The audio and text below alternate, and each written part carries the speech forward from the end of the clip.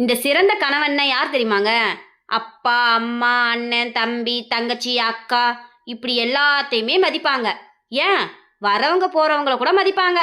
ஆனா கட்டுன பொண்டாட்டிய மட்டும் 1% கூட மதிக்கவே மாட்டாங்க. அவங்க தாங்க சிறந்த கணவன். கட்டின பொண்டாட்டிய ஆம்பளைங்க மதிக்காததுக்கு ஒரு 3 காரணம் இருக்கு தெரியுமா? ஆ என்ன காரணம் அப்படி இருக்கு சொல்லுங்க பார்க்கலாம். சொல்றேன் கேளு. காரணம், கல்யாணத்துக்கு முன்னாடி எங்க அக்கா நம்ம வீட்டுக்கு எப்போ வேணாலும் வரும் போகும்.